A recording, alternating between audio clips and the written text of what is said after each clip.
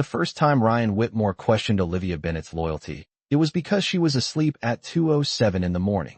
For 3 years, Olivia had built a reputation as the most dependable marketing analyst at Alder & Rowe, a fast-growing tech startup just outside Chicago, the kind of company that described itself as like a family, while quietly expecting everyone to treat work like oxygen. She answered emails during dinner, revised slide decks from her couch at 10:30 p.m., and once joined a strategy call from her car in a grocery store parking lot, because Ryan said it was urgent. At 28, she believed responsiveness was currency, and she spent it generously. Ryan, 38, sharp and tailored suits, and always carrying a stainless steel travel mug, liked to talk about commitment in team meetings. He would lean back in his chair and say loyalty was what separated leaders from employees, that in a competitive market you had to be willing to go the extra mile, even if that mile happened at midnight. Olivia absorbed those words the way she absorbed everything else he said, as guidance, as mentorship, as a roadmap to the promotion she hoped would come by the end of the year. The culture at Alder & Rowe moved fast, measured in quarterly growth and Slack notifications that never seemed to sleep. It wasn't unusual to see timestamps from 11:48 p.m. or 12:32 a.m., and most people responded when they could, sometimes right away, sometimes the next morning. Olivia usually responded right away. She told herself it showed initiative. She told herself Ryan noticed. But sometime in early October, after a stretch of 60-hour workweeks and weekends spent polishing campaign reports, something in her shifted. It wasn't dramatic, just a quiet realization one Tuesday night, when she closed her laptop at 9:03 p.m. and noticed her reflection in the black screen, tired eyes, tight jaw, shoulders that hadn't relaxed in weeks. She thought about how her phone buzzed during movies, during dinners, even during a Saturday morning run along the lakefront. She thought about how every time she answered within minutes, Ryan replied with another request, as if speed invited more speed. That night, she opened her email settings and turned off push notifications after 9 p.m. It felt almost rebellious, like stepping 1 inch outside a line no one had officially drawn, but everyone understood. She told herself she would check messages first thing in the morning, that nothing in marketing strategy would collapse between 9 p.m. and 8 a.m. At 2:07 a.m., Ryan sent an email marked high priority about a client presentation scheduled for Friday. Olivia was asleep, her phone face down on her nightstand, the city outside her apartment quiet except for the distant hum of traffic on Lakeshore Drive. She didn't see the message until 7:42 a.m. when her alarm went off, and she reached for her phone out of habit. The subject line sat there in bold, and for a split second she felt a flicker of guilt, as if she had missed an emergency. Then she read it carefully and realized it was a request for revised bullet points, something that could easily wait until morning. She showered, made coffee, and responded at 8:15 a.m., outlining her plan to update the deck before noon. She walked into the office just before 9 o'clock, unaware that the simple act of sleeping through a 2:07 a.m. email had already been interpreted as something more than rest. In Ryan's world, availability was proof of dedication, and dedication was loyalty. Olivia still believed loyalty meant doing your job well, meeting deadlines, supporting your team. She had no idea that by choosing 8 hours of sleep, she had quietly stepped into a test she didn't know she was taking. By 10:15 that morning, Olivia was sitting across from Ryan in the small glass conference room that overlooked the bullpen, the city skyline faintly visible through the floor-to-ceiling windows behind him.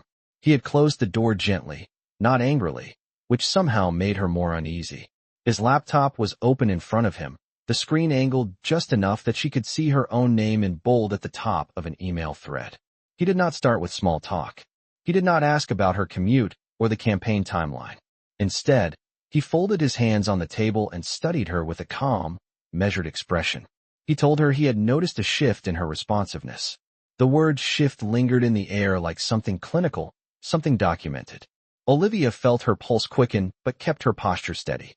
She explained that she had seen his message first thing in the morning and responded within 30 minutes of waking up. She pointed out that the client deck would be updated before noon, well ahead of schedule. Ryan nodded slowly, as if he were listening to a junior associate explain a minor misunderstanding. Then he said that leadership was not only about meeting deadlines. He said it was about presence. He said when someone in a leadership position reaches out in the middle of the night, it usually means something matters. Olivia felt confusion mixed with embarrassment. She asked carefully whether there had been an emergency. Ryan shook his head and said not exactly, but urgency was often about perception. He leaned back in his chair and reminded her how competitive the promotion cycle would be this year, how they were looking for people who demonstrated consistent commitment. He emphasized the word consistent. Olivia's mind raced through the past 3 years, the late nights, the weekends, the last-minute revisions. She wondered how many more proofs of commitment were required. Ryan continued, his tone even, telling her that when he sent that email at 2 in the morning, he was still working, still thinking about the team, and he expected his core people to share that same intensity. He did not accuse her directly. He did not raise his voice. Instead, he framed it as concern, saying he worried she might not be as invested as she once was. The suggestion stung more than any direct criticism. Olivia felt an instinct to defend herself, to list every extra hour she had given, every urgent request she had fulfilled. But something in his phrasing made her hesitate. It was as if any defense would confirm the doubt he had planted. He asked whether everything was all right outside of work, whether something had changed in her priorities. The question sounded polite, but it carried an implication that she had become distracted. Olivia assured him that nothing was wrong, that she remained fully committed to her role. Ryan gave a tight smile and said he was glad to hear that, because the team relied on people who could be counted on at any time. At any time. The phrase echoed in her head. He concluded the meeting by saying he would be watching closely over the next few weeks to see how she handled high-pressure moments. Watching closely. When she walked back to her desk, the office noise felt sharper than usual, the clicking, keyboards and muted conversations blending into a low hum. She opened her email again and reread the 2:07 message. There was no emergency language, no client crisis, just a request for bullet point revisions. Around her, coworkers chatted about weekend plans and an upcoming company happy hour. None of them looked anxious. None of them appeared to have been summoned into a glass room for missing a middle-of-the-night message.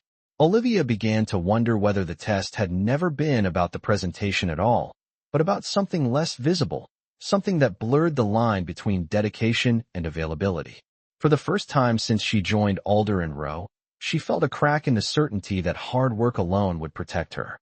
For the rest of that week, Olivia worked with a heightened awareness that felt almost clinical, as if she were observing her own behavior from across the room. She responded to every message within minutes during business hours, delivered the revised client presentation before noon just as promised, and even volunteered to take on additional analytics for an upcoming campaign. Outwardly, nothing had changed. Internally, everything had. She could not stop replaying Ryan's words about presence and consistency. At any time. Watching closely, the phrases looped in her mind while she updated spreadsheets and drafted performance reports. On Thursday evening, at exactly 8:57 p.m., her laptop chimed with another message from Ryan. She stared at the screen for a few seconds before opening it. This time, it was a question about projected click-through rates for a holiday promotion that would not launch for another 3 weeks. It was not urgent, but the timestamp hovered near the boundary she had quietly set for herself. She felt the familiar pull to answer immediately, to prove something. Instead, she closed the laptop at 9 p.m. sharp. Her heart pounded as if she had just made a risky investment. She told herself she would respond in the morning with a thorough analysis. She went to the kitchen, poured a glass of water, and tried to watch a television show, but her mind kept drifting back to the unopened message.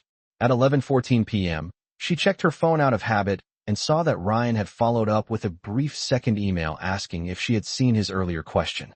There was no accusation in the wording, just a short sentence ending with a period. The period felt heavier than an exclamation mark would have. Olivia placed her phone face down on the coffee table and forced herself not to reach for it again. The next morning she woke up at 6:45 a.m., earlier than usual, and opened her inbox. There were no new messages from Ryan after the follow-up. She crafted a detailed response explaining the projected metrics, attaching a spreadsheet with 3 different scenario models. She sent it at 7:12 a.m., well before most of the team logged in. By mid-morning, Ryan replied with a single line, "Thanks. Let us review in the afternoon meeting." No acknowledgement of the analysis, no comment about timing. During the meeting, He referenced the numbers without mentioning her name. Olivia noticed that 2 other team members had responded to late-night messages hours after they were sent, yet no one else was called into a conference room. The pattern began to emerge slowly, like a watermark only visible at a certain angle. She was the only one whose responsiveness had become a topic of evaluation. That realization did not bring relief. It brought a new question: why her? She thought back to the promotion cycle Ryan had mentioned.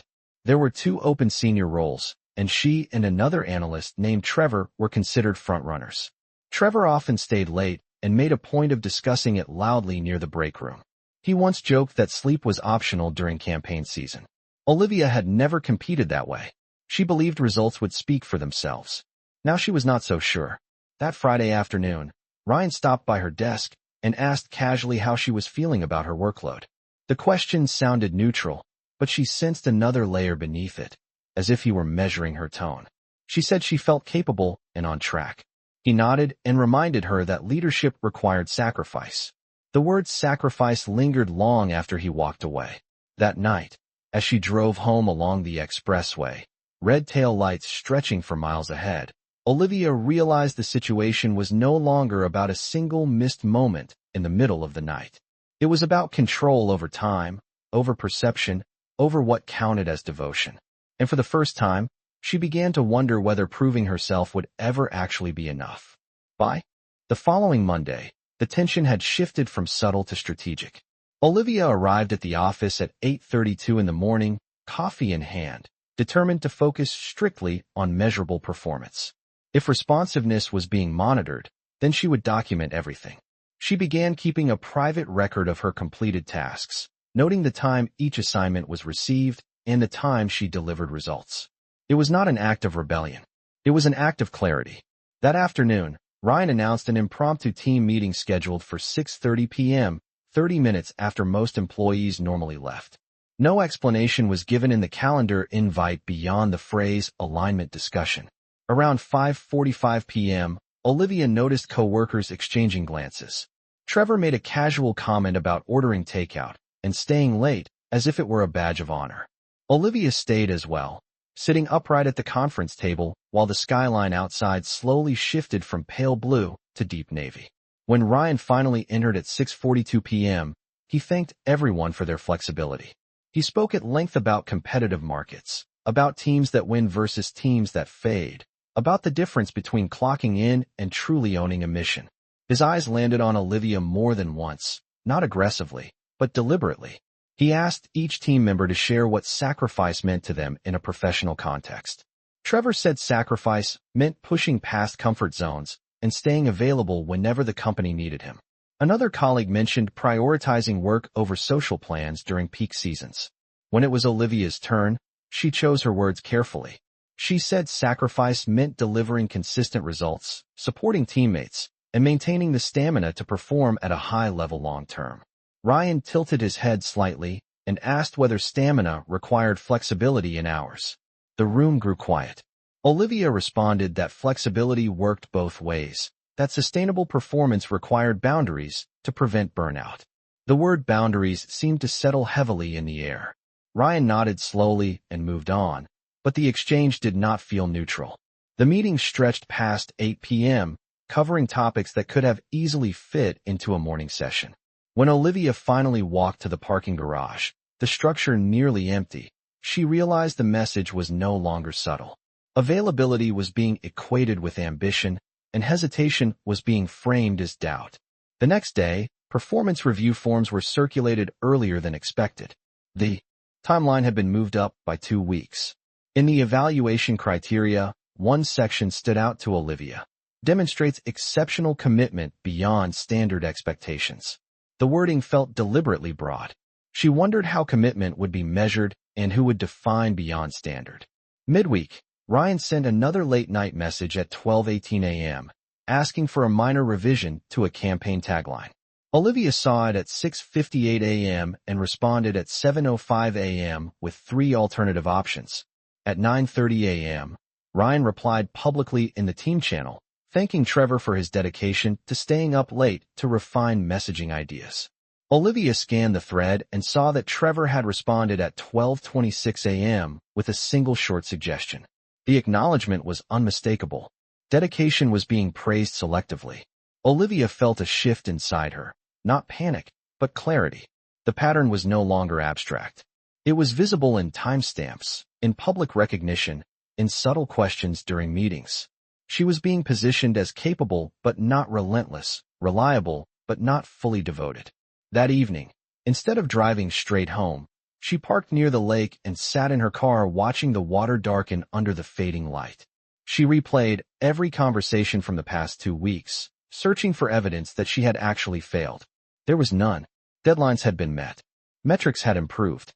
Clients were satisfied. Yet the narrative around her commitment was quietly being rewritten. For the first time, Olivia considered a possibility she had previously dismissed.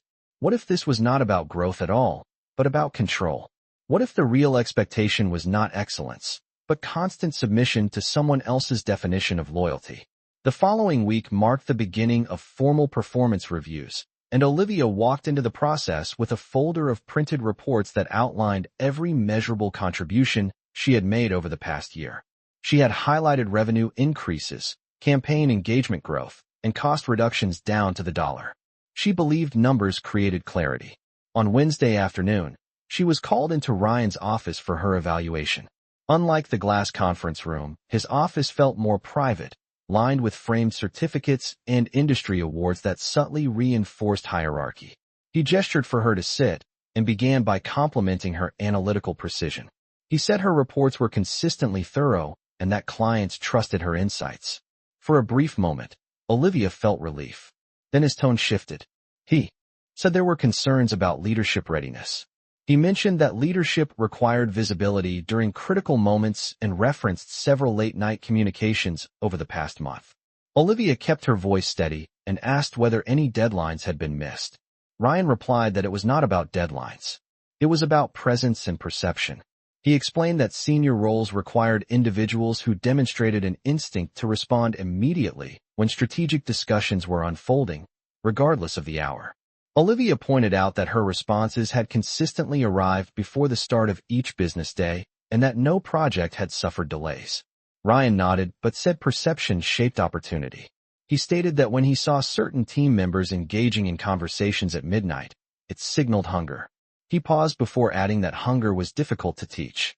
The implication was unmistakable. Olivia felt the familiar flicker of doubt return, but this time it did not take hold. She had prepared for this moment. Calmly, she opened her folder and slid a summary sheet across his desk. She walked him through response times, pointing to timestamps that showed consistent follow-up within business hours and early mornings.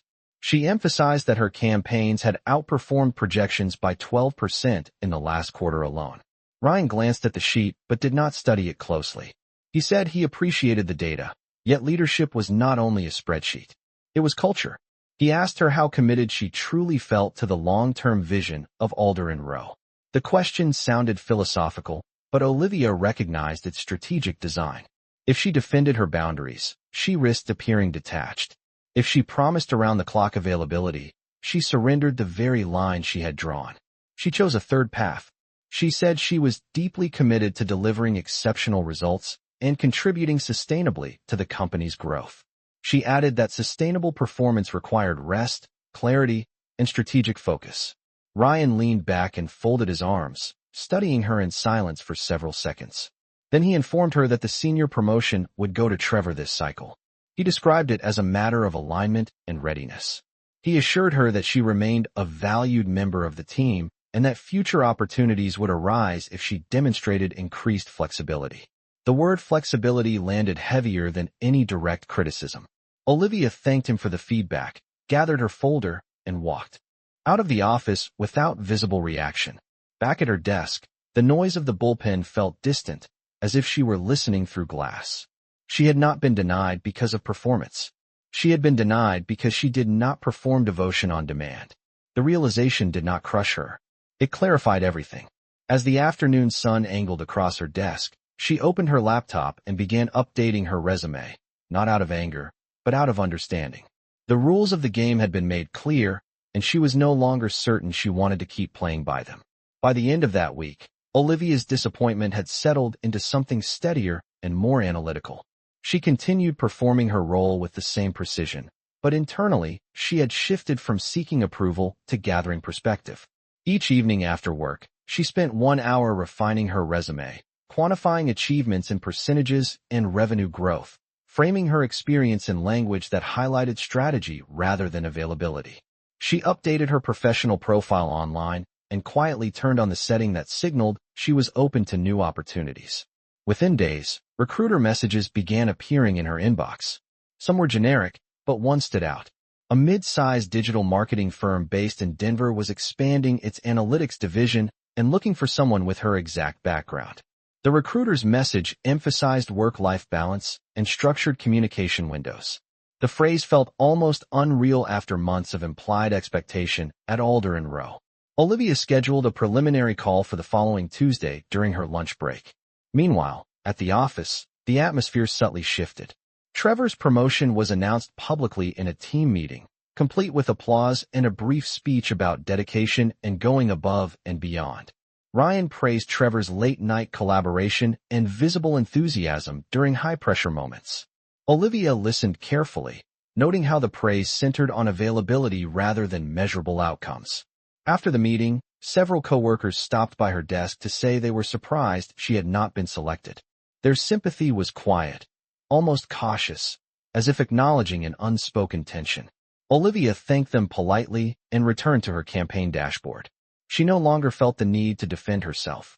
The pattern had revealed itself clearly. On Monday night, at 11:52 p.m., another message from Ryan appeared, asking for immediate feedback on a proposal draft. Olivia saw it at 6:40 p.m. the next morning and responded at 7 a.m. with detailed notes. At 8:15 a.m., Ryan replied with a brief acknowledgement and added that next time he would appreciate quicker engagement when strategic decisions were unfolding. The sentence was phrased as guidance, but it carried the same underlying message. Olivia read it twice, then opened the employee handbook stored on the company intranet. She searched for official policy regarding expected response times outside business hours. The document outlined standard working hours from 8:30 a.m. to 5:30 p.m., with no formal requirement for overnight communication unless on call. She was not on call. That afternoon, she forwarded the relevant section to her personal email for reference.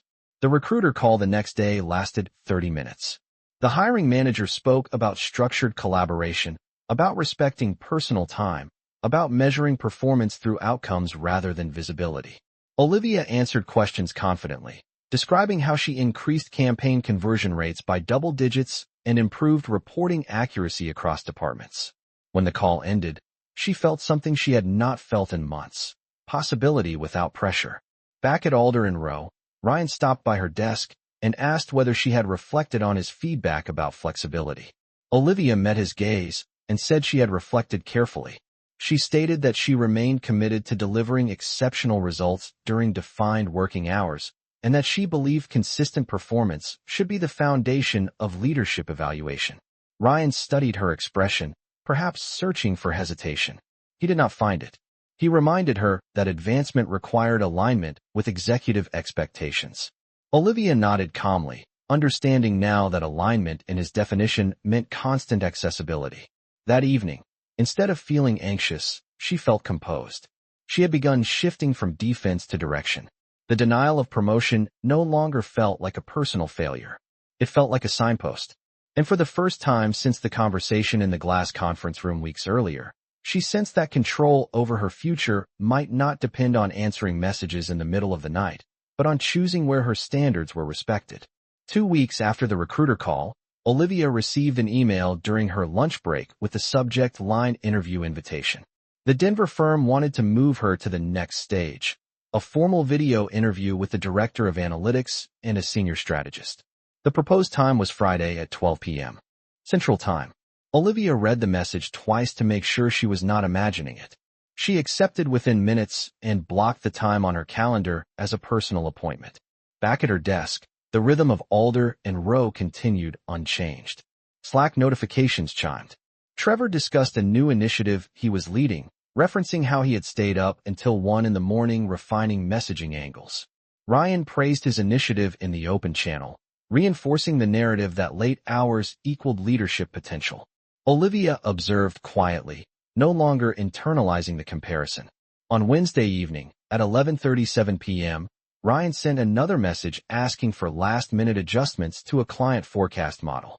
Olivia saw it at 6:52 a.m. the next morning and responded at 7:10 a.m. with updated projections and a concise summary of assumptions. At 8:45 a.m., Ryan replied publicly that timely collaboration was critical during sensitive negotiations. He did not mention her by name, but the implication was clear. Olivia felt a calm steadiness instead of anxiety. She had already decided that her worth would not be measured in midnight timestamps. Friday arrived with clear skies over Chicago. At 11:55 a.m., Olivia stepped into an unused conference room, connected her laptop, and joined the video call. The director in Denver spoke about strategic growth plans and emphasized structured communication practices. The senior strategist described how the company discouraged non-urgent emails outside standard business hours unless someone was officially on call. Olivia felt a subtle shift inside her, a contrast so sharp it almost felt surreal. She answered questions about campaign optimization, about cross-functional collaboration, about managing high-volume datasets. She spoke with clarity and confidence, describing measurable outcomes rather than hours logged. The conversation lasted nearly an hour. At the end, the director asked her what she valued most in a workplace culture. Olivia paused briefly before answering that she valued accountability, transparency, and respect for focused work time. The director nodded and said those principles were foundational to their team. When the call ended, Olivia remained seated for a moment, letting the quiet settle. Later that afternoon, Ryan stopped by her desk and asked whether she had seen his late-night message about a minor tagline revision. She replied that she had addressed it first thing in the morning and confirmed that the client had approved the final version. Ryan gave a short nod and reminded her that executive visibility often happened outside predictable hours. Olivia met his gaze steadily and said that she ensured every deliverable met or exceeded expectations within documented working hours. There was no edge in her voice, only clarity. Ryan studied her expression for a few seconds before walking away without further comment. That evening, as she packed her bag, she noticed something she had not noticed before. Several coworkers were beginning to delay responses to non-urgent late-night messages. The pattern of constant availability was not as universal as it had once seemed. In the parking garage, as she walked toward her car under the fluorescent lights, her phone buzzed. It was an email from the Denver firm. They thanked her for her time and informed her that they would be making a decision early the following week. Olivia inhaled slowly and looked up at the concrete ceiling above her. For the first time in months, her future felt less like a test she had to pass and more like a choice she could make. The control that had once seemed to belong entirely to someone else was beginning to shift back into her hands. The decision arrived the following Tuesday at 9:18 in the morning while Olivia was reviewing quarterly metrics. The subject line read offer of employment, and for a brief second, she simply stared at the screen, letting the words settle into something real. She opened the message slowly. The Denver firm formally offered her the senior analytics strategist position with a 12% salary increase, a structured bonus plan, and clearly defined working hours from 8:30 a.m. to 5:30 p.m. Mountain Time. The letter explicitly stated that after-hours communication was reserved for designated on-call rotations, which rotated monthly and were compensated separately. Olivia read that sentence twice. Compensation for on-call time. Defined rotations. Clear boundaries. The contrast to her current environment was sharp and undeniable. She closed her laptop gently and took a slow breath, aware that the next step would require composure. She requested one day to review the offer and received a supportive reply within minutes. The rest of the morning at Alder and Rowe unfolded as usual. Ryan moved between meetings, Trevor discussed upcoming campaign launches, and Slack notifications echoed across the bullpen. No one knew that Olivia's internal landscape had already shifted. That afternoon, Ryan sent another message at 12:46 p.m. asking for immediate adjustments to a client proposal before a 1:30 p.m. call. Olivia responded promptly and delivered the revisions within 20 minutes. The call proceeded without issue. Later, as she walked past Ryan's office, he stopped her and said he had noticed improvement in her responsiveness lately. He added that consistency would be critical if she hoped to be reconsidered for advancement in the next cycle. Olivia listened calmly. For the first time, the promise of a future promotion did not stir ambition or anxiety. It sounded like a conditional offer tied to compliance rather than growth. That evening, she reviewed the Denver contract carefully, scanning for hidden clauses or vague expectations. The language was precise and transparent. Performance would be evaluated through deliverables, collaboration, and strategic contribution, not perceived availability at midnight. She signed electronically at 8:12 p.m. and felt a quiet sense of certainty. The next morning, she drafted her resignation letter. The wording was professional and measured, expressing appreciation for the opportunities she had received while informing the company that she would be pursuing a role aligned with her long-term professional goals. She requested a standard 2-week transition period. At 10 a.m., she knocked on Ryan's office door. He looked up, surprised by the formality in her posture. She handed him the letter and stated calmly that she had accepted another opportunity. For a moment, Ryan said nothing. Then he asked whether this decision was related to feedback about flexibility.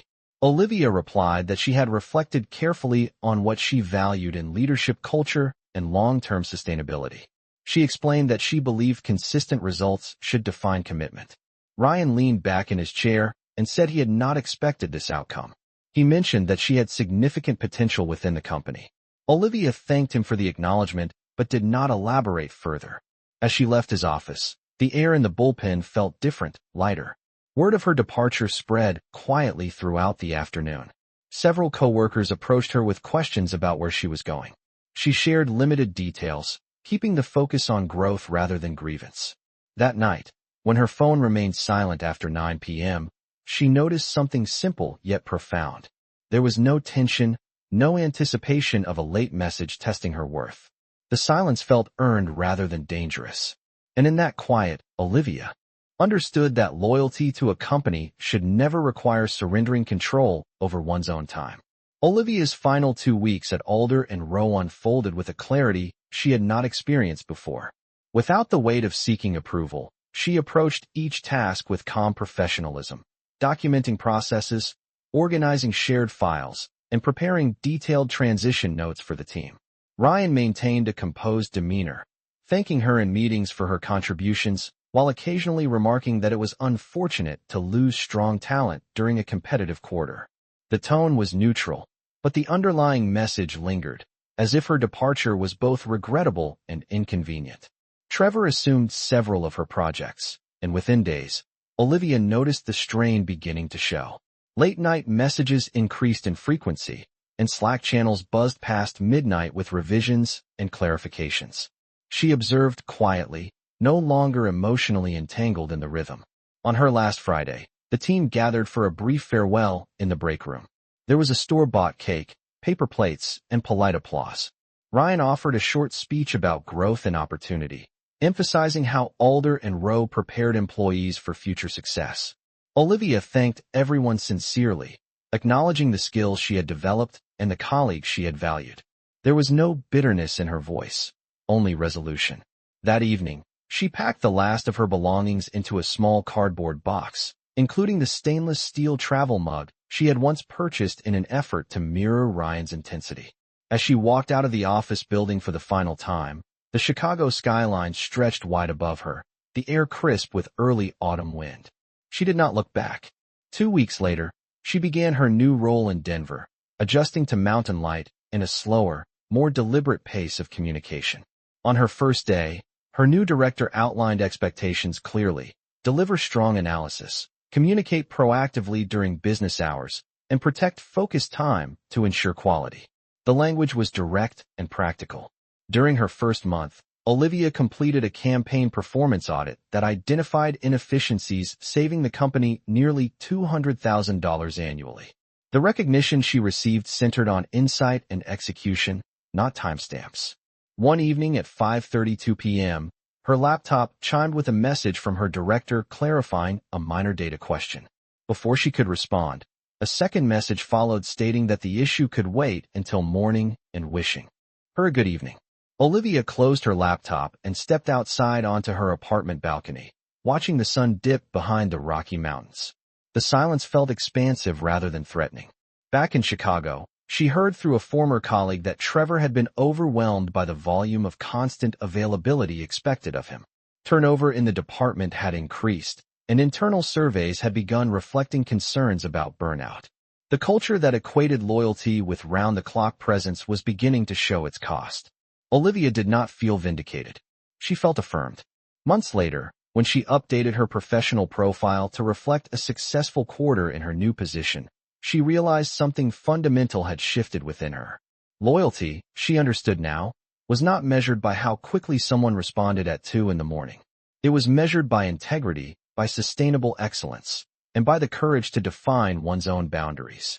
In choosing an environment that respected those boundaries, she had not diminished her ambition. She had refined it. And in doing so, she had taken back control over the one resource no company could truly own: her time.